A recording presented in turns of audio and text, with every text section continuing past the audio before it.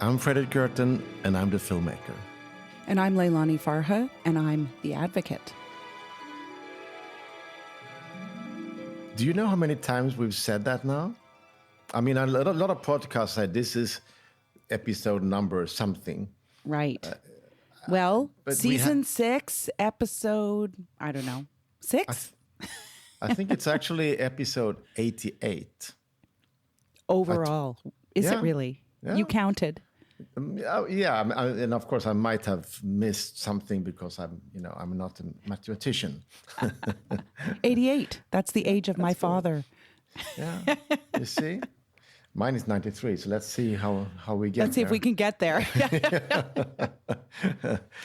And I just checked. We have now listeners in 156 countries. Oh, we're getting close to the world domination. Yes, and the last download was then in Sint Maarten, like a former Dutch colony. Yes, of course. In the Caribbean. So yes. It's nice. You're all welcome. We are like, as we are travelers, we like when there is new countries coming in because we want to go there and Absolutely. meet you all. Absolutely. And just sit down and talk about important stuff. Exactly. And maybe also have a glass of wine. But Leilani, first of all, I have to say thank you very much for knocking my office door, the day of my world premiere. You know, I'm here in Malmö, Sweden. The world premiere were at CPH DOX in Copenhagen. And I was here at my office getting, ready, but still working. And you just knocked the door. Surprise. By surprise. That was a bit weird, wasn't it? It was fantastic. I was planning and plotting with your colleague, Margaret, and just trying to figure out, should I surprise you for the world premiere or let you know? Should I surprise you? There were benefits and drawbacks no matter which way I went. And I thought, it's special to surprise someone, especially because I live so far away. You do. So, it was fantastic. I was really, really happy that you came. And it was cool to share that moment with you. And then after the premiere, we were sitting out in some really junk food place after midnight, eating some horrible food, with Irish from Toronto. It was really nice. So it's friendship. And we haven't met for 3 years, but still we have been doing all these 87 episodes of this podcast. Yes. Well, I surprised you almost exactly 3 years to the day since we last saw each other, which seemed special too. Yeah. Yeah. And since then I had my screenings in Copenhagen at the CPH DOX, and then I've been to Prague, where the last place we were showing Push. I don't know, went to Breaking Social to the One World Film Festival in Prague, which is an amazing place, and then I've been to Brussels for a special screening. Yes, that looked fantastic. So and we should wait, Fredrik. We should say Fredrik's new film is called Breaking Social, and it is doing the festival circuit at the moment with very special audiences, and it's an amazing film, and all of our listeners should figure out how to go see it somewhere, sometime. Yeah. Right now, at this moment, we have a crowdfunding campaign going on, and the idea is to fund the impact campaign around the film, because we believe that films like Push and Breaking Social can feed into conversations that we have around, and hopefully, I mean, I got some very good responses from audiences in different countries here, that it also people get some hope out of the film, which is kind of cool. It is cool. Yeah. And as someone who was part of a Kickstarter campaign for Push, it's really an important moment in a film's life, I think, or at least in your film's life, because it's a way for community, individuals, groups to get engaged in an issue and be part of something bigger. And of course, it's really important to get films out there, because I can say, more than many other people, I can say films make a huge difference in making change. when I look at financialization of housing and where we are at now, I can say with confidence that the movement I've seen in the last years, the progress, the way everyone just talks about financialization of housing as a human right, as if it's like normal, that's in large part because of Push the Film circulating around. Here's a story for you. I went out for dinner with some friends. I haven't had a dinner with them in a long time, just this past weekend. And as I was leaving, the guy who took my coat said to me, I saw you in a film a couple of weeks ago. I said, oh, Push the Film. He said, yes, I saw it on TVO. And, you're a rock star, keep going, and I'm with you, and you're doing important work, and this is the issue, et cetera, et cetera. So pretty cool. Cool. Let's hope that films change the world. Let's hope Breaking Social can inspire people to change the world also. That's my ambition. I think it can. In the film, we have we meet a lot of different, very cool people. And one of the characters of the film is a journalist from Malta, Matthew Caruana Galizia. He's a Pulitzer winner. He worked on Panama Papers, and he's now continuing the work of his mother, Daphne Caruana Galizia, who was assassinated in a car bomb 5 years ago. So I had a call with him, and you were not out, Leilani. So we decided to record it, and you should listen to it. It's an interesting talk about corruption and journalism as a resistance. So because these journalists are doing an amazing job to reveal how the super-rich are running the planet, because they through all these leaks, they actually helps us to make this, to understand the pattern of it all. Very inspiring. So I'm going to listen to the episode that I missed. And Matthew, of course, is so close to the corruption and seeing it up close, both as a journalist, but also because of the personal relationship, obviously, with his mother. And in the film Breaking Social, I admit I wanted a little more of him. So I'll get a little more of him through Pushback Talks. Yeah. So first of all, I played him the trailer. We live in a society where we're continuously being told, if you follow the rules, if you do well in school, then you'll be fine. And it's basically a lie. Kleptocracy exists on an international scale. We're living through a period where coalitions of these super-rich, of these money maximizers, gain control over the bulk of the political and economic life. Global rich are choosing who's in and out of power, and the mechanism exists to do that. And you have to be really smart to do it. It's difficult work, it's hard work. You need to go to Harvard or Princeton or whatever, but you don't contribute anything. You just learn how to steal from others.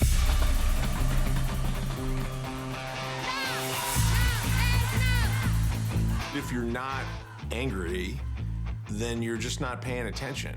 I'm pretty sure they continue to fight me forever, but I can tell you on our end the same thing.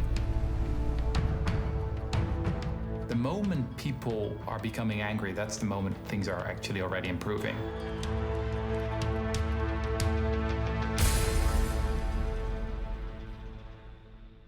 So that was the trailer. And I guess it's a little bit unfair because most of you haven't seen the film. But we sent a link to Matthew. And Matthew is an award-winning journalist based on Malta. Been into this for a long time. You were already early on working with the Panama Papers, what I understand.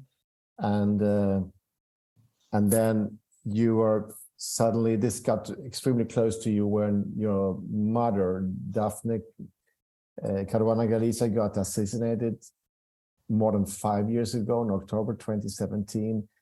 And you see that Malta is in this film, Matthew. There are images already here in the trailer. What does come through your mind when you see the trailer? I mean, most of the time, things feel very fresh in my memory. But of course, when I see the images of the site where my mom's car ended up and of the protests in Malta, it makes it even closer still. Yeah. So, I mean, at the pattern of corruption, you can tell it from many places around the planet. I wanted to do it in Malta because I mean, there is a link. I think I told you when we were filming with you that when I was long time ago, 11, 12 years ago, when I did a film called Bananas, and I got slapped and sued by the biggest food company on the planet, the Dole Food Company, and I felt really isolated. And I mean, it's hard to be a journalist under attack, because when they attack you, they don't only attack what you do, it's also you personally, because they try to get at you and they try to isolate you. So I decided from then on that I would try to be the one who also looks out for other journalists under pressure. So that's why in some way I got to see your mom's work really early on and to follow. So it's been a story that's been in some way close to me, even if what's happened in your family is 100 times worse than ever happened to me. But Malta is interesting because it has also this kind of microcosm of corruption. Is that a word? Can you put it like that? I mean, I was just commenting to someone I know who lives outside Malta that even if you're not Maltese and you never lived here, it's quite easy to follow what's happening in the country, because there's just so much going wrong in such a small place, but it always involves the same quite small group of people, and the same tiny elite who have a hold over our country's economy and government, really. So it makes it quite easy to follow. I hate using the words like drama or anything like that, because what continues to happen here is very real, and it's not a work of fiction. It's not something to sort of sit back and enjoy for someone far away. But it is quite easy to follow in the same way that a series is, let's say. Except that we're not here for sort of anyone's entertainment. No, you're not. And I also, when I decided to film with Joanna, you and Caroline Muscat, is that for me, you were also a group of resistance. You've been really damaged by this violence and with this corruption, but you're also fighting back. And for me, you're also an inspiration. You're a group of journalists that keep going. And I think in this film, I mean, the ambition for me is to don't really have victims on the film, you know, because I mean, you're all the people in the film are beautiful people who are in some way are fighting back. That's so, but I'm interested in, I mean, and sometimes now I give interviews and I talk to a lot of journalists about my film and my work, and I try to say that I admire the work of Panama Papers and all the group that are bringing out all these big leaks, and you've been working on that too. But sometimes when it lands into the national newspapers in a country like Sweden, it becomes more some sketchy individuals that had been running away, they're not paying their taxes or hiding money. It becomes like juicy small stories. And what I think the ambition with my film is that we should more talk about the pattern out there, the pattern of corruption and kleptocracy. So we have a chance to change it and to regulate it. Have you felt that also, like sometimes a frustration of the outcome of these leaks, that sometimes the publicity lands little bits in the corners? I mean, when I was working on the leaks, like, my life is divided in two. I mean, before my mother's murder and after it. And when I was working on the leaks at ICIJ, I mean, I thought of my job as a job, right? I didn't think that I was on some kind of crusade or anything like that, and no one in my entire team did either. None of us did. We never sort of patted ourselves on the backs and say, here we go, you know, another day defeating the global elite. We never said anything like that or thought anything like that or wrote anything like that. At least I thought that there were a group of people who felt that they were cleverer than everyone else, and that they could get away from the duties that everyone else had to society, you know, that because they were so clever, they could get away with not paying taxes, with laundering money, with profiting from crime, and so on. But we thought of ourselves as a group of people who were perhaps a little bit smarter, who had learned how to sort of unravel their tricks and expose what they were doing, basically. Of course, after my mother's murder, I realized that, you know, the implications of what these criminals and their enablers were doing could impact my life much more directly. Yeah, and so it did, and it's not only in your family. Also, we know journalists in Slovakia were also killed, and there is a constant threat against journalists who are going up against these circles. Statistically, the number one cause of murders of journalists is corruption. Yeah, it's not reporting from war zones. It's corruption. Yeah, I mean, as the native peoples of all countries are the ones who live close to the resources where the extraction is happening. They are the ones they killed first, and then the environmental activists and the journalists coming in after. So you see that a lot all over the planet, and it's quite underreported in some strange way. Because I mean, the extraction of wealth is still something that is people don't like when you stand between them and their money, basically. Of course not. I mean, but what is potentially worse than that is the ambivalence of the rest of society to corruption, the feeling of hopelessness, of exhaustion. These are things that create a sense of defeat and compliance. And that is the worst possible thing that can happen to your country or to the world, really. Yeah.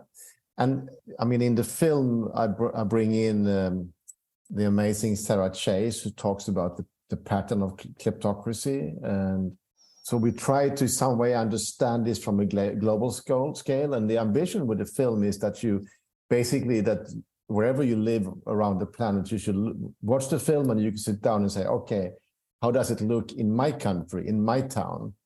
Because it's sometimes you say, oh, yeah, Malta, that's a corrupt place. Ha ha ha. You know, I mean, there is this kind of way of explaining things by, oh, the Maltese have always been corrupt. I mean, even on Malta, you can hear that kind of storytelling.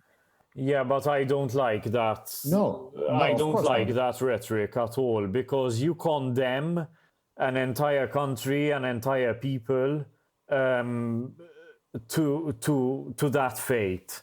And I find it really upsetting, disappointing when I hear officials or diplomats using that kind of language. Yeah, you should be angry. I mean, some time ago I was in Beirut, and I mean, sitting at table with a diplomat, I mean, representing the European Union in Lebanon, and that was exactly his attitude. You know, it's Lebanon, it's always going to be like this. There's nothing we can do. There's no point in trying to fight corruption here. I find that kind of attitude to be extremely disappointing. I mean, I reject it completely. When I hear someone using it, then I push back against it. I think all of us should reject that, because it's a very easy way out for people who want to explain things. I mean, I think we should talk about the forces that are also creating corruption and how they are connected. And in the film, there we also touched down. I'll just play a little clip from the film with you, just so we can hear your voice from the film with some sense. No people are born corrupt, except people who have some kind of psychopathic disorder.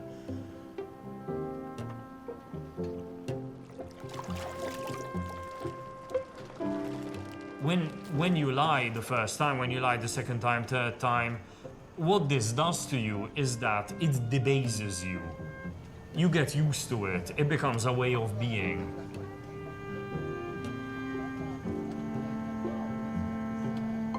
This is what this has done to the people who are supposed to be the watchdogs. Lawyers, accountants, the regulators. These are the people who are supposed to be raising the alarm. Instead, they have been taught to participate in this fraud. And for them, it has become normality.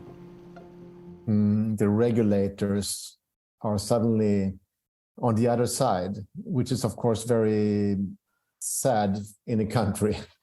Of course. I mean, this became possible in Malta because the executive branch of government controls practically everything that goes on here.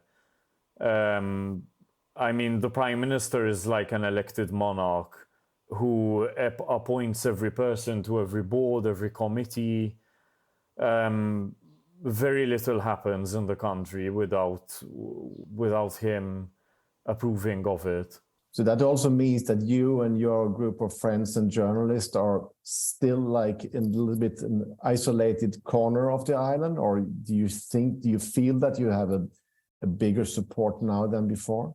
I mean, we always had a lot of support. When my mother was sued by the Minister of the Economy, for example, and as a part of that lawsuit, he froze her bank accounts.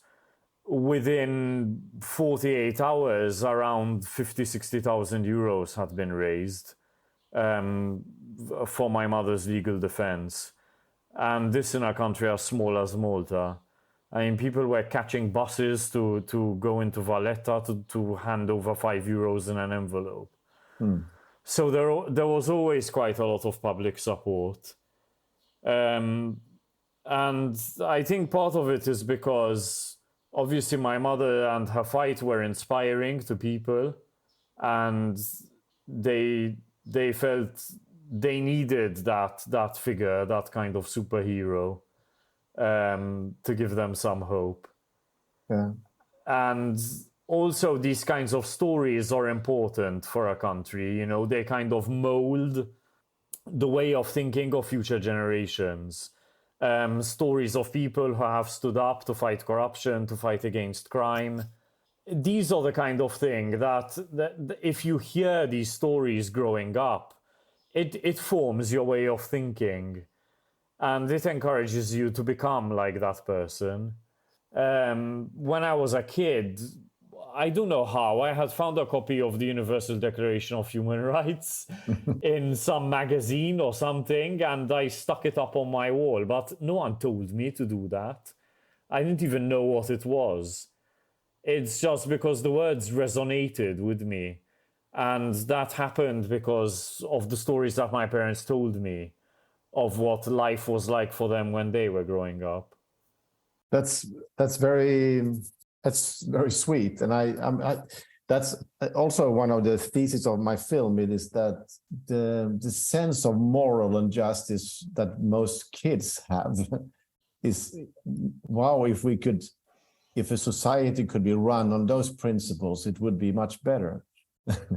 Because what we teach our children is actually kind of beautiful things, but the thing is that the guys who are making the most money and the most wealth and controlling the societies are the people, are the kind of the bullies on the schoolyard, which is... I mean, well, there is a fine line, because it is one thing to imbue people with a sense of victimhood, which can very rapidly turn into a kind of extremist mentality that everyone is out to get you and so on.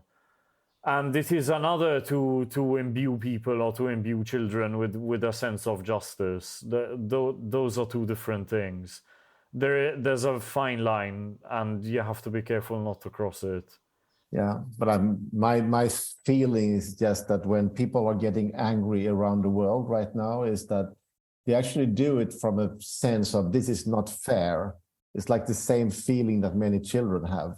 You know, it's a very basic thing of course, what the fuck is happening here? I mean, in Israel right now, you know, it's like when we have a deal, we have an agreement of how we should run this country, and then you try to take it away. You know, I mean, I think that's something that people are, I mean, deep inside, they want a society to be kind of fair. People should have a fair chance to do something or to develop. And when they take that away, then you have a problem. And Sarah Chase, who's in the film, I mean, one of her theses is, I mean, she was in Afghanistan for 10 years, and she said, in the end, she told the NATO, hey, if you want to fight the Taliban, you have to fight corruptions, because the corruption is bringing people in to the Taliban. And she said the same in Nigeria. If you want to fight Boko Haram, you have to fight corruption. Because in the end, if the corruption is closing all the doors for people, well, the doors who can be open are the terrorists or the mafia or the, you know, it's like, so it makes sense. It does a little bit. Of course, I don't want to sort of take away the agency from people who choose to murder, you know, or to pillage or plunder, or I mean, they are doing that by choice and not necessarily because they have been forced to do so. No. But of course, I mean, look, Afghanistan is a very complex situation, and I know so little about the country. But yes, I mean, there has to be the sort of desire to fight corruption has to come from within a people, and it has to be supported as well. Yeah, but I mean, you can bring it down to pay taxes. You know, I don't mind paying taxes, but if the rich people not paying taxes, why should I pay taxes? I mean, this is also a debate ongoing in many countries. So it's basically the same.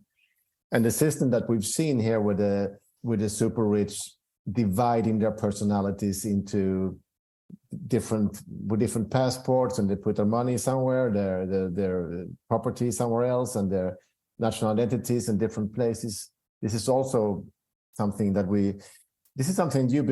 you and your mom has been looking deeply into the passport papers. There was a big leak so you could actually find out who bought the Maltese passports. Can you tell us about that? Well, I mean, it's quite straightforward. Basically, there is a firm called Henley & Partners, and it is, I mean, they are sort of the pirates of the 21st century. I mean, they go from one weak state to another. They started in the Caribbean. It is very much, but perhaps not mostly, a real estate business. So they have investments in real estate projects.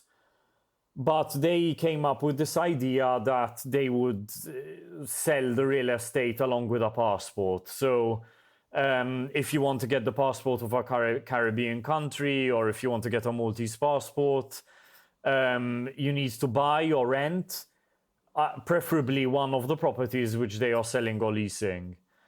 And this is how the company makes its money.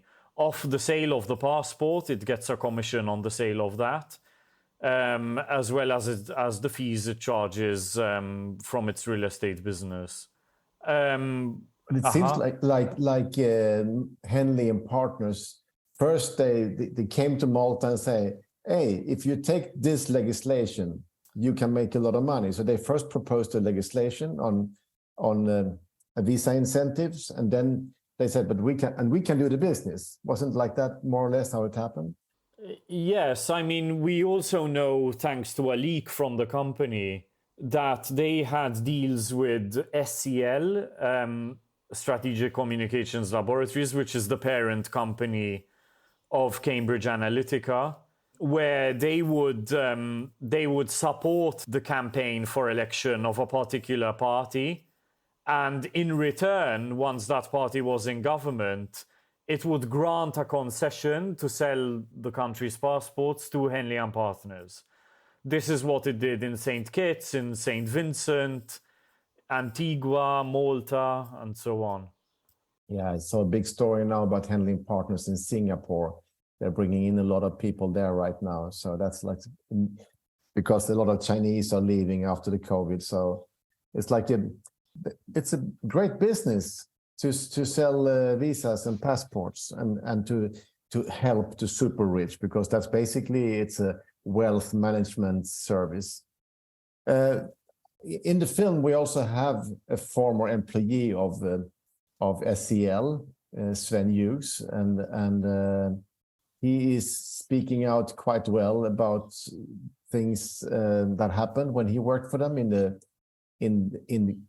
election campaigns financed by Henley and Partners in the Caribbean. Let's listen to a clip from the film with Sven Hughes.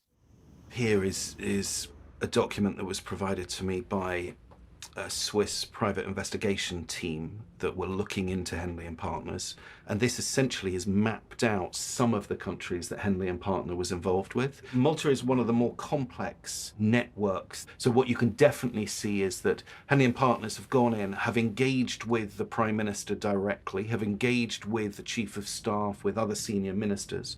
Some of those senior ministers are red flagged here on this document because they're wanted for fraud, they're wanted for government corruption. We've got London addresses, we've got Swiss addresses, we've got diplomatic passports, we've got Caribbean addresses, we've got all sort of London companies. So the whole purpose of this being so complicated, this network, is essentially to confuse you if you were trying to hold them to account, if you were trying to make them pay tax, if you were trying to find out how much money came in to whom. This is how difficult it is to find out that information. You were smiling a bit here, Matthew. Yeah, well, because he's right. I mean, that's precisely the purpose. It's this Russian doll type structure.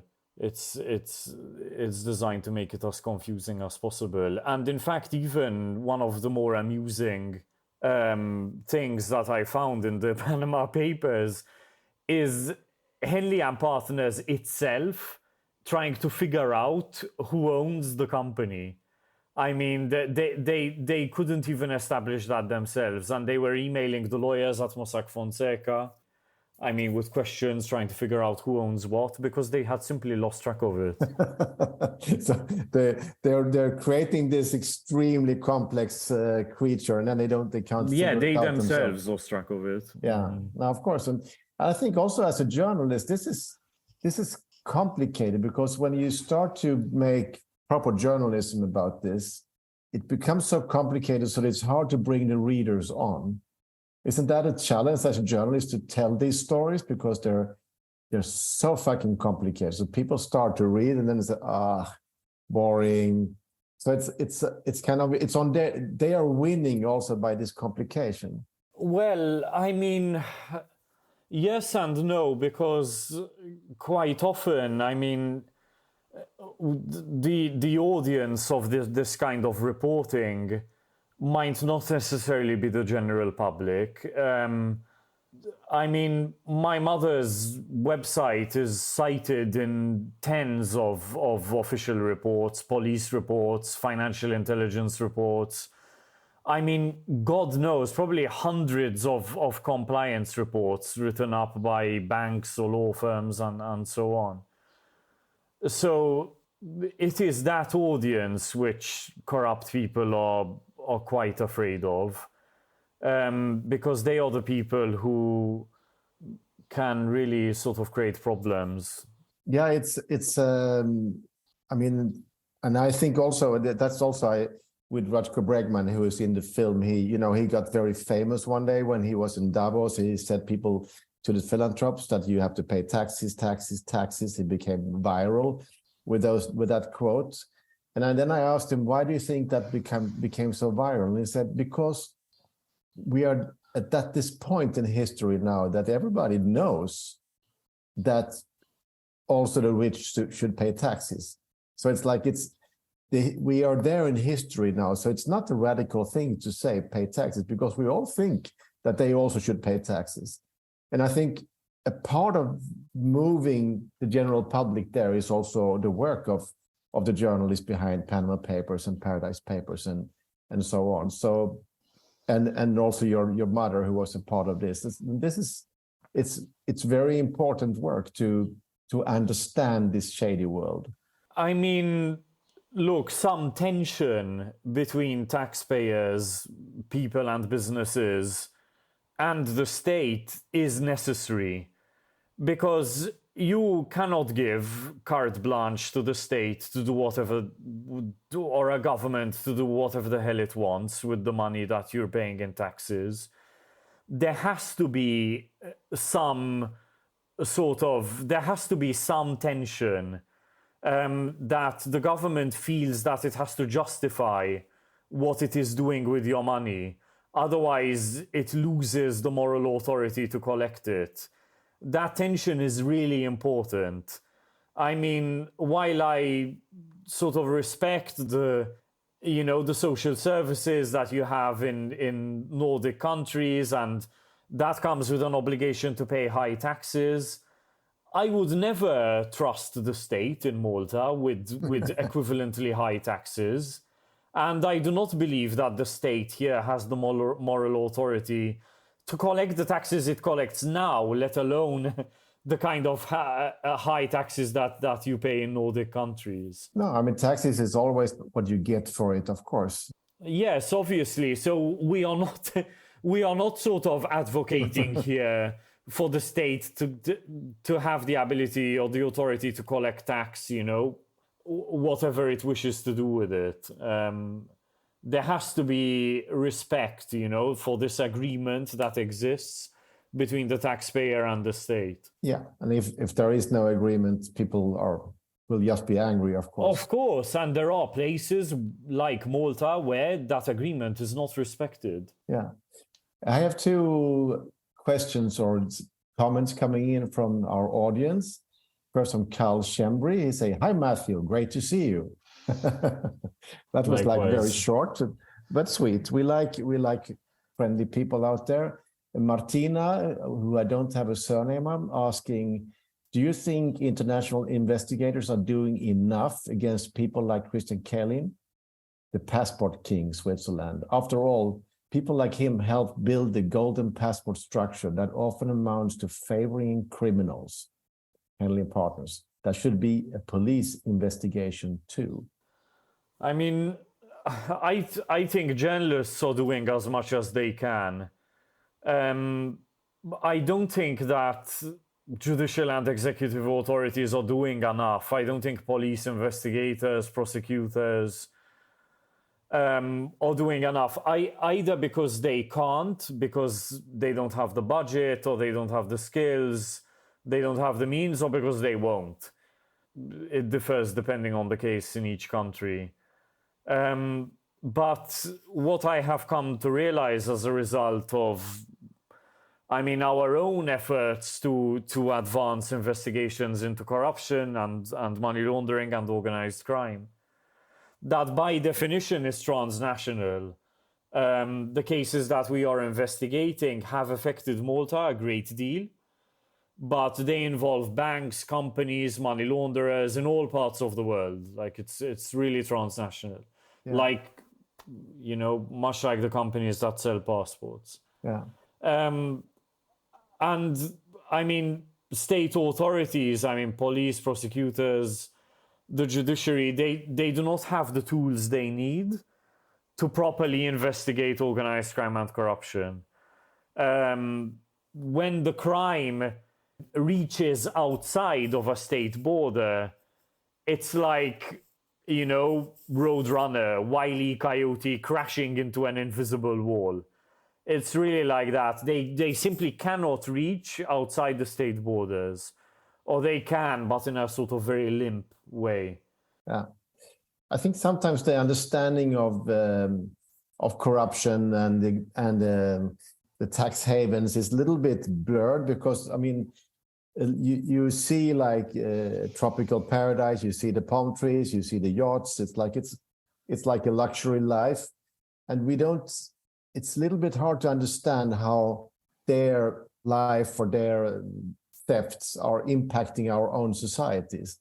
In my previous film, Push, we talked about the global housing crisis, and the global housing crisis is also a crisis because of a lot of this money floating into real estate. So a lot of criminal money gets laundered into real estate, and it pushes up the prices. And 90% of all new investment in housing in the UK were coming from tax paradises. You don't even know who the new owners of these buildings are. And a lot of them are also standing empty. So that is one impact on the local society. But you talk to Malta, you can see the effect on Malta, because Henley and Partners and all these guys, when they come to Malta, they say, but we also have friends. We will help you to win the election, but we have friends who need some help with real estate deals, to build all this, and that impacts the local society. One of the greatest frauds in the passports for cash scheme is that passport buyers have to have a genuine link to the EU member state of which they are becoming a citizen, in this case Malta. The government has created this scheme, which it knows to be a fraud, where they can rent a property, and the government considers that to be enough of a genuine link, even though they never live there. Some of the buyers spend less than 12 hours in Malta total. Yeah. So this is not a genuine link at all. The scheme was sold to the public as a way to bring investment into the country. Now, even though Malta accepted as an electorate that the scheme is tied to real estate, not a single one of the passport buyers has made an investment in housing. Not a single one. Even though the country is in desperate need of housing, not a single passport buyer has invested in any kind of business, let alone a housing project. Yeah. It's a complete sham from start to finish. And it also, when they still have to rent some apartments somewhere, so that I guess they're just standing empty. So it also means that the rent price for people on Malta has skyrocketed also. As a landlord, the pattern is as sort of a landlord business model, that you buy a flat or construct a block of apartments, and you rent these apartments to passport buyers. So you have a sort of ghost tenant who is paying 1,300 euros a month. That is the minimum which most of the passport buyers pay. No matter whether they're a millionaire or a billionaire, they always pay the minimum. Because these are sort of streetwise people, which is how they made their money in the first place. And then you also have the flat on Airbnb. So you have sort of two rental streams of income from the same property. But of course, both of these income streams exclude people who actually want to establish a permanent residence in the property. Yeah. I remember I was taking a taxi on Malta, in Cyprus, and the taxi driver told me that since the invasion of all the Cyprus golden passport buyers, his rent was tripled in a year.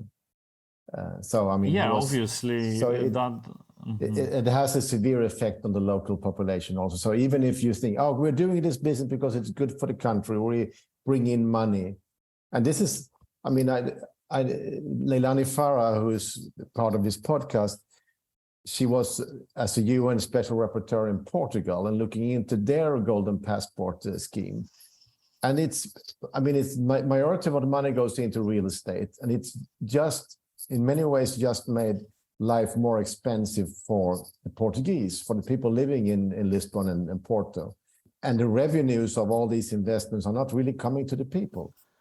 Not really. I mean, the way the scheme is sort of dangled before the eyes of a hungry population is that thanks to all of this investment, suddenly your country is going to turn into the next Venice or the next Paris, let's say.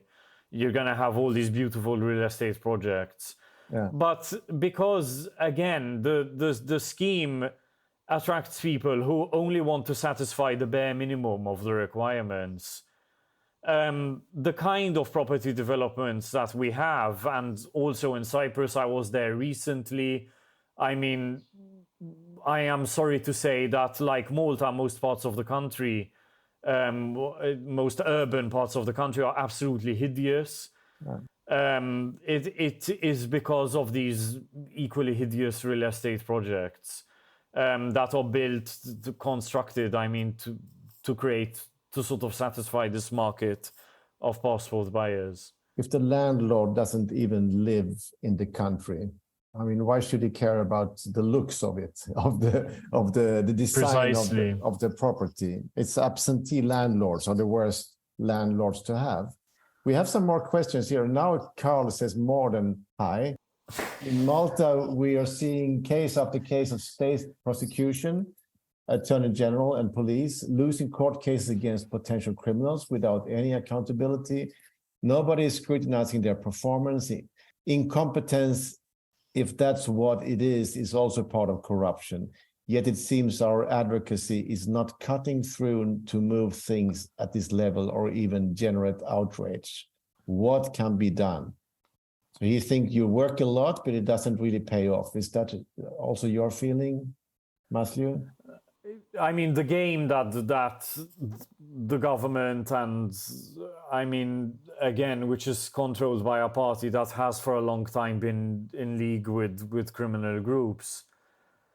The game that they're playing is one of stamina. I mean, who is exhausted first? And we have to make sure that we're the ones who are the last to be exhausted. In your passport work, and that was really important for me when I was doing the film, and I was actually, in some way, I was trying to make a connection also with, because Malta is also in the midst, in the Mediterranean, where people are drowning at sea. And so you have immigrants from Africa drowning at your coast, and then you have... If you survive, you get to die on a construction site, yeah. Exactly. And then you have billionaires from Nigeria, I mean, almost the same place where people are fleeing from, flying in and buying passports. That really touches my stomach and makes me angry. It's very absurd that this is happening at the same place, you know, where... Of course. I mean, it's something out of the Middle Ages. You'd think that after the Enlightenment, you know, we would be beyond this kind of, you know, blatant, piracy. Yeah. Money can buy anything. Exactly. I mean, you would think that we were sort of working towards a system where our societies are based on merit or, you know, fairness, equality of opportunity and so on. But unfortunately, there are people who are always trying to send us in the opposite direction. Yeah.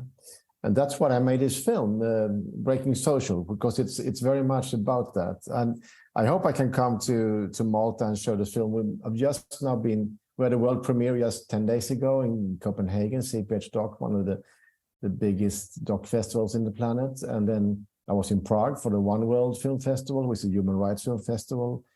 And I was this week and Tuesday, I was also in Brussels showing the film. But the film is now coming to festivals around the world and also later on in theaters in different countries. And I just wanted to say that we are right now in the midst of a crowdfunding campaign on Kickstarter, where we're trying to raise money so we can have an impact campaign going on. So we think that if we want to change the world, we need to change the conversation. And that is something we do together with people like you, Matthew, to change the conversation. And you're a key player in this. There is one more question coming in here, and that's again from Valentina Scambia. Hello, I know it's not directly connected, but could you share a little bit about taste and flair? I don't know anything, so you have to update me. Of course. So my mom she was a kind of Renaissance woman. I mean, good at many different things, had many different interests. She studied archaeology and then diplomacy. I mean, graduated top of her class. She wrote. I mean, she always had lots of ideas and was objective as well as artistic. I mean, she had sort of both sides in her personality. And one of her businesses that allowed her to do her business, to do her journalism independently, because she didn't have to depend on employment as a journalist to do that, was Taste and Flair. Originally, it was one magazine, Taste, which was about food and cooking in Malta. It featured Maltese chefs or sort of amateur cooks who were very good at what they did and very innovative, highlighted the use of kind of indigenous or local ingredients. And the magazine was a huge success. There was really nothing like it in Malta, and everyone wanted to advertise in the magazine. I mean, every sort of food-related business. And then she set up another magazine about architecture and interior design. That was really another one of her interests. And you can see that at the house that she built with my dad. Eventually, the magazines merged, and after her murder, my mom's sister, Corinne, my aunt, stepped in to continue editing the magazine and to ensure that it continues to be published to this day. And that, for us, is a real victory. You know, the fact that Corinne and the designers and contributors keep the magazine going, and it is still, I mean, successful as a business. Yeah. And also, I think, I mean, that's me as a filmmaker. I worked with an amazing cinematographer, Janice Davila from Brazil, and I think beauty is also important. And I think when we've been doing this film, we try very hard to show the beauty also in resistance of people fighting back. You know, artists in many ways are also telling a story on how life could be. I think that was also the lightness of your mom, was that she was also had a projection of that this could be, life could be different. We could have a more beautiful world. And I think that projection of beauty is really important. We should, even if we are, I mean, you've been hardly hit, but I mean, to keep that spirit up is very important, not to become, I mean, I think also Bregman says that in the film, that cynicism, bitterness is also making you less eager to fight back. But how do you do that? How do you keep the spirit up? And because it's easy to lose it sometimes, the energy. Of course, I mean, there are many moments of exasperation. But we're a team of people. I mean, we're sort of friends and allies, all fighting for the same thing, for the same vision. And I guess we all support each other. Yeah. I mean, we try to anyway. Yeah, in the film we also talk about the Shift News, which is a Maltese web publication, which I recommend everybody to follow also. It's a very important way of following the cases around. And can you just finalize the status of your mom's murder case? because it's been ongoing for a long time, 5 years later. The hitmen have been convicted. There is a separate case against the people who are accused of supplying the bomb that was used in the assassination. And there is also a case against the accused mastermind, Jürgen Fenech. He was a key figure in an energy deal between Malta and Azerbaijan that my mother was investigating. He was an agent who used offshore companies to pass kickbacks between SOCA, the state oil and gas company of Azerbaijan, and Maltese government officials. My mother had uncovered that he was the owner of a offshore company called 17 Black. That was one of the companies used in this sort of network to pass kickbacks between one group and another. And he is due to stand trial towards the end of this year, I imagine. But he's still a free man? No, he's in custody. He's in custody. Okay, that's good. Pre-trial. Yeah. So, yeah, and then this the energy deal was also dragged one other country into corruption. It's also Montenegro was. That's right. Same of, and I've been there also meeting people, and it also created a lot of turmoil in Montenegro. Publicly, the people involved claim to do everything out of a sense of patriotic duty. Yeah. You know, I love my country, we want to reduce corruption, invest in projects, you know, we're doing this for you, the people. This power plant is a gift to the people of Malta. This wind farm is a gift to the people of Montenegro, and so on. And privately, I mean, you see very clearly that it's a load of bullshit and they're a bunch of hypocrites, and they're all figuring out how they can profit from these schemes illegally, because profiting legally is, of course, fair. Matthew, I think we've been talking for almost an hour, so I think this is maybe it's what we need. We have a question here from Katarina Steinfeld, and she asked, when will there be a screening in Malmö? That's where I am, in Malmö, Sweden. It will be, I think, in August. So it's where the theatrical release of the film in Sweden will be probably in August, and Germany, and maybe also around the same time. So I mean, there are more and more countries coming up, so. But again, if you want this film to have a life, contact us and ask for the film. We can always organize screenings, and of course, right now, please check out the Kickstarter campaign. I think there will be a link somewhere out here so you can see it. But been a pleasure to have you on the podcast, Matthew. Likewise. And thank you for your great work. And you are an inspiration, and as are all the investigative journalists working out there. And I hopefully my film can add something little extra to this debate also. It really does. We're grateful for it. Thank you. Thank you very much, Matthew. And send my regards to our friends in Malta, Joanna and Caroline and others. They are really happy for the time they gave us to film in Malta. Thank you for everyone who stayed to listen. Yeah. Take care, all of you. Bye. See you.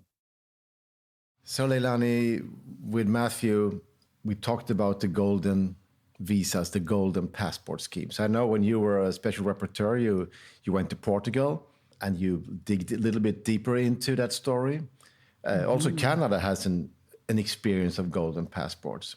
You know, you have these incentives where if you invest some money, you can get the passport. So what are your takes on the golden passports? Yeah, I remember when I went to Portugal, I actually was unfamiliar with this phenomenon of golden passports or golden visas, where citizenship is granted just based on money, or residency is based on the ability to pay for it.